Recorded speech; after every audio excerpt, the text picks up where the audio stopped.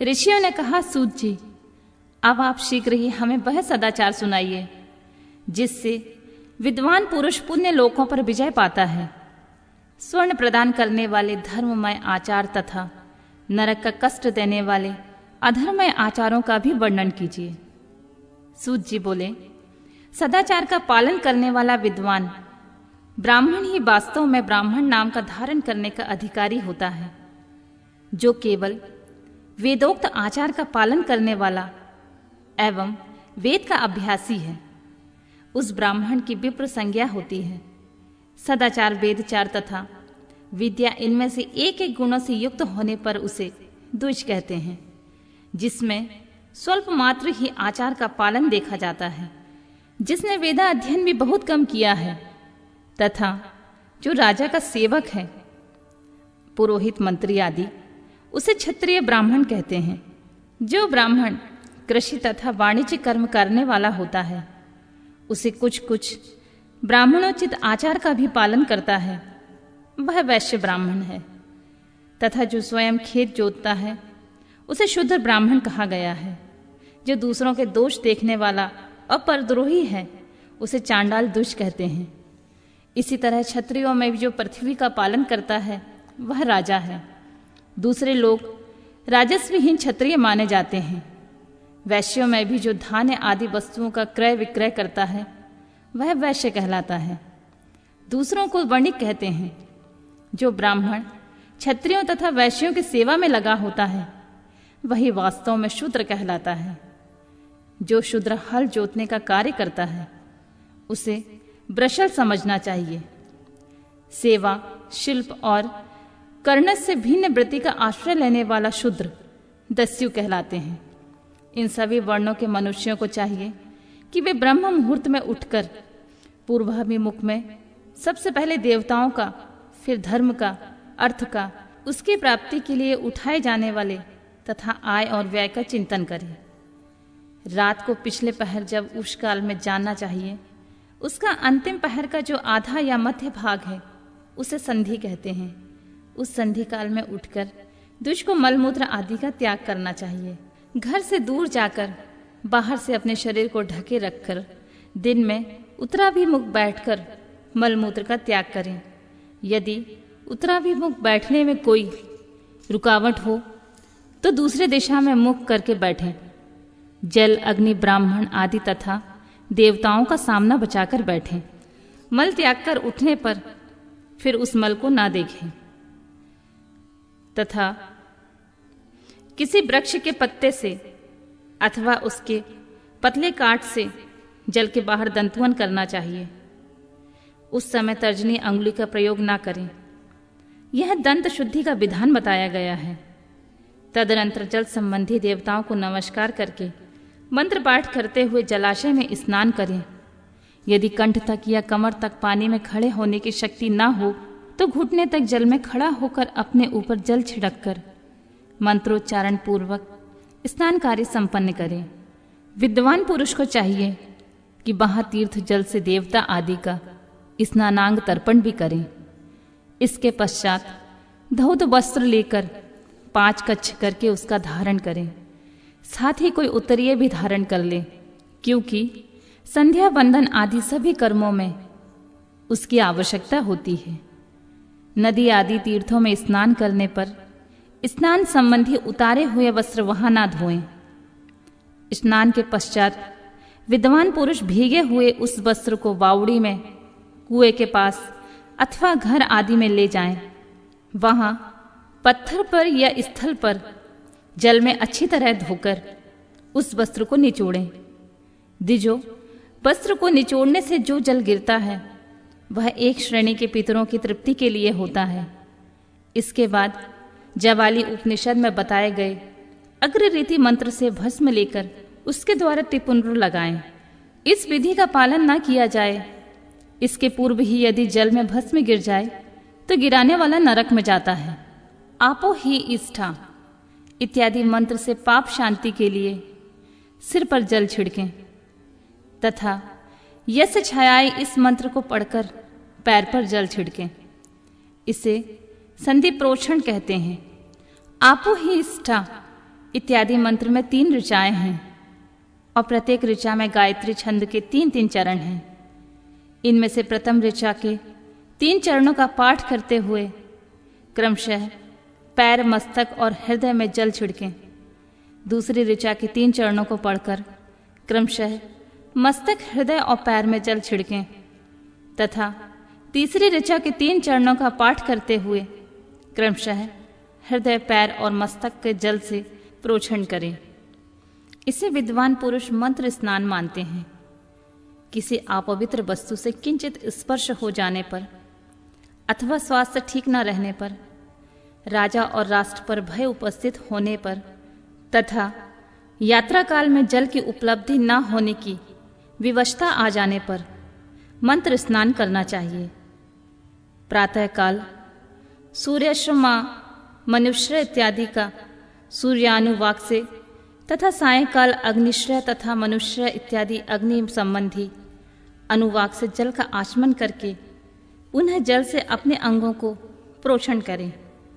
मध्याह्न काल में भी आपह पुनंतु इस मंत्र से आचमन करके पूर्व व्रत प्रोषण या मार्जन करना चाहिए। प्रातःकाल की संध्या उपासना में गायत्री मंत्र का जप करके 3 बार ऊपर की ओर सूर्य देव को अर्घ्य देना चाहिए।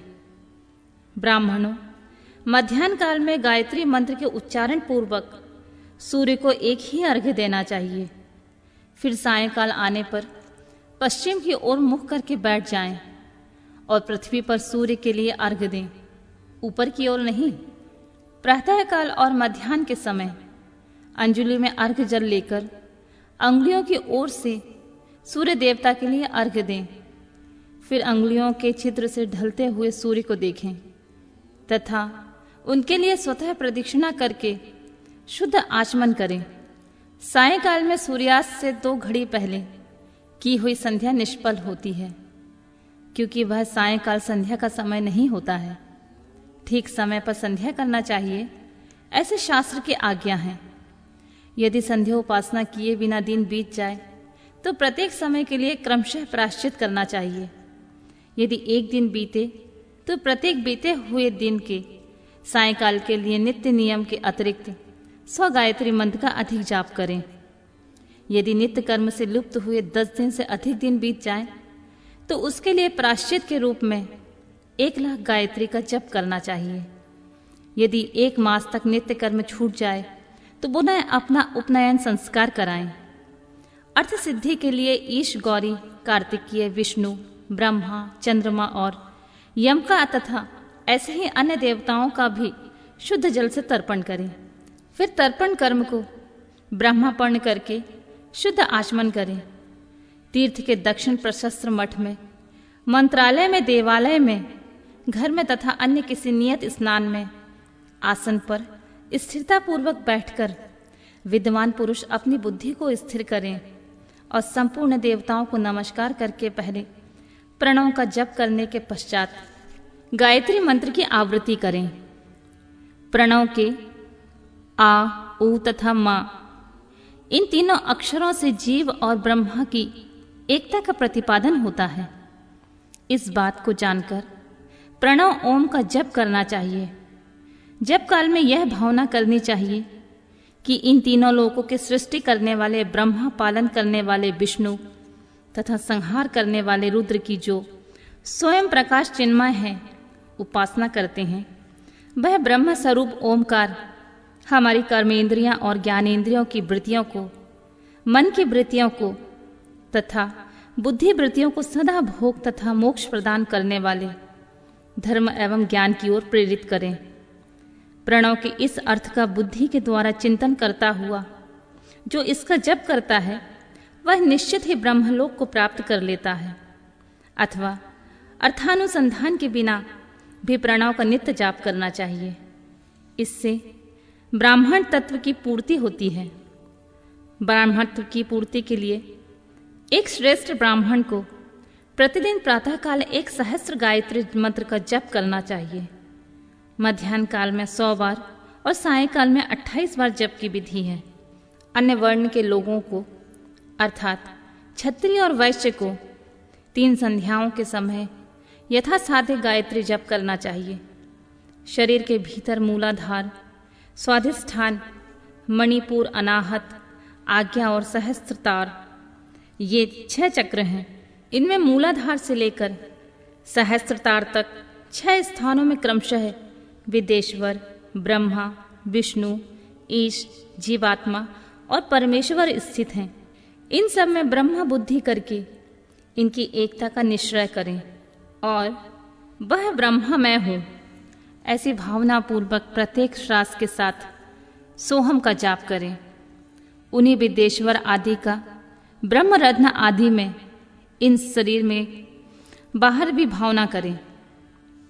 प्रकृति के विकार रूप महत्व से लेकर पंचभूत पर्यंत तत्वों से बना हुआ शरीर जो है, ऐसे सहस्त्रों शरीरों का एक एक अब्जा गायत्री के जप से एक एक के क्रम से अतिक्रमण करके जीव को धीरे धीरे परमात्मा से संयुक्त करें। यह जप का तत्व बताया गया है।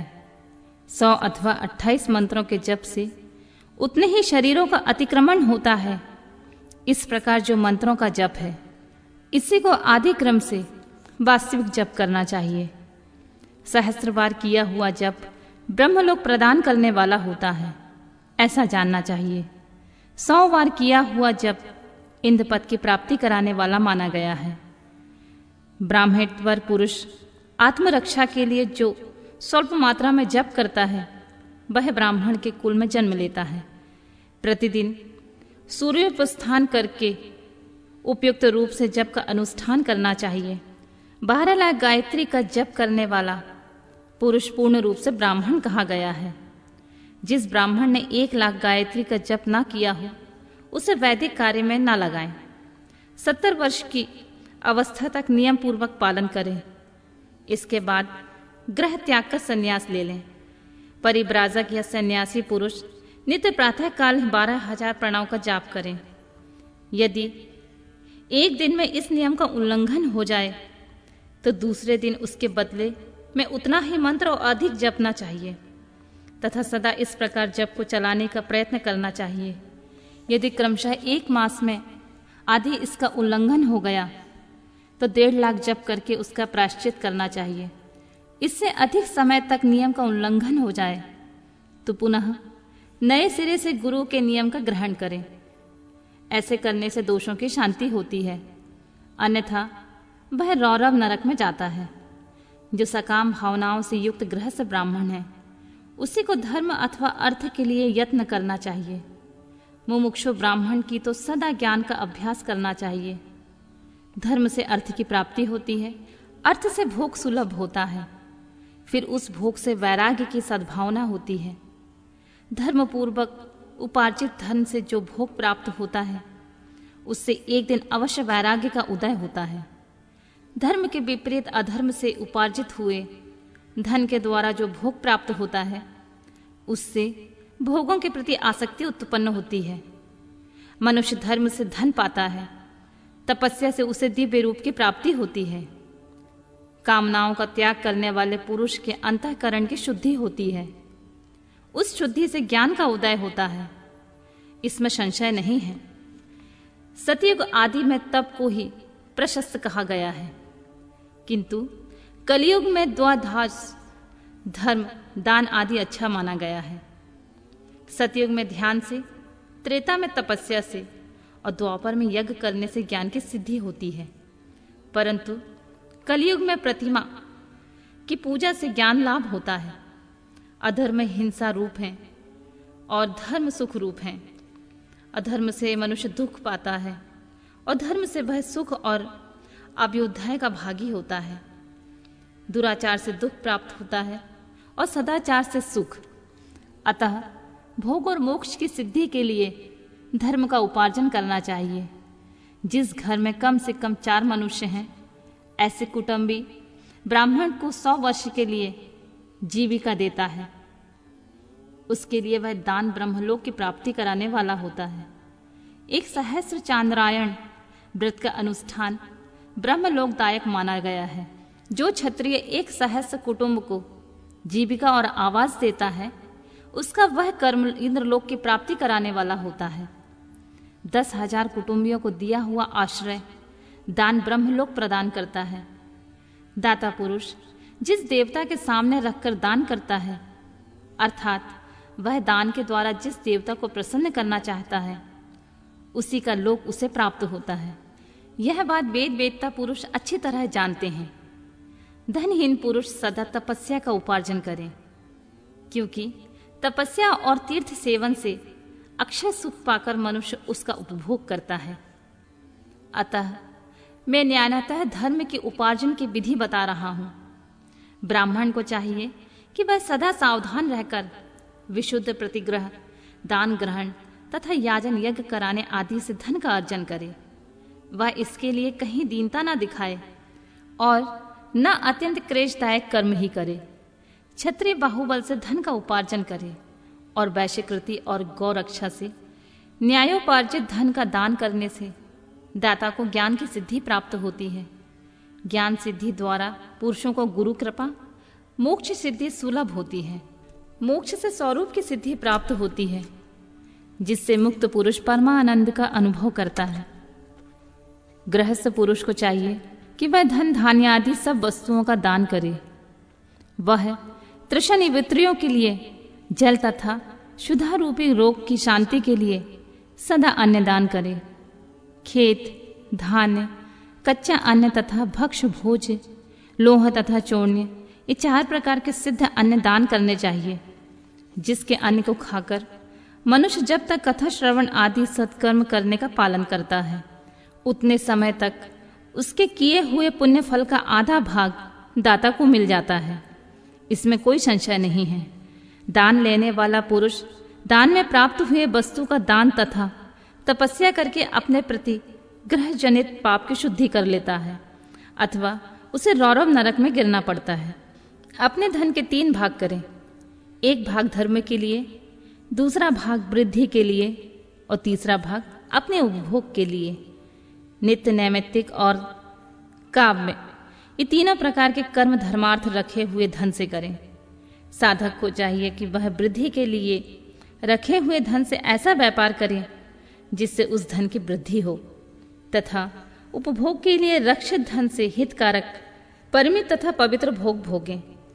खेती से पैदा किए हुए धन का 10वां अंश दान कर दें। इससे पाप की शुद्धि होती है। शेष धन से धर्म वृद्धि का उपभोग करें, अन्यथा वह रौरव नरक में पड़ता है, अथवा उसकी बुद्धि पार पूर्ण हो जाती है, या खेती ही चौपट हो जाती है। बुद्धि के लिए किए गए व्यापार में प्राप्त हुआ धन का 6वां भाग दान कर देने के योग होता है। बुद्धिमान पुरुष अवश्य उसका दान कर दे। विद्वान को चाहिए कि वह दूसरों के दोषों का बखान न करे। ब्राह्मणों, दोष बस दूसरों को सुने या देखे हुए छिद्र को भी प्रकट न करें। विद्वान पुरुष ऐसी बातें ना कहें जो समस्त प्राणियों के हृदय में रोष पैदा कर देने वाले हों। ऐश्वर्य की सिद्धि के लिए दोनों संध्याओं के समय अग्निहोत्र कर्म अवश्य करें। जो दोनों समय अग्निहोत्र करने में असमर्थ हो, वह एक ही समय सूर्य और अग्नि को विधि पूर्वक दी हुई आहुति से संतुष्ट करें। चावल, धान्य, घी, फल, कंद, इनके द्वारा विधि पूर्वक थाली पाक बनाएं तथा यथोचित रीति से सूर्य और अग्नि को अर्पित कर दें।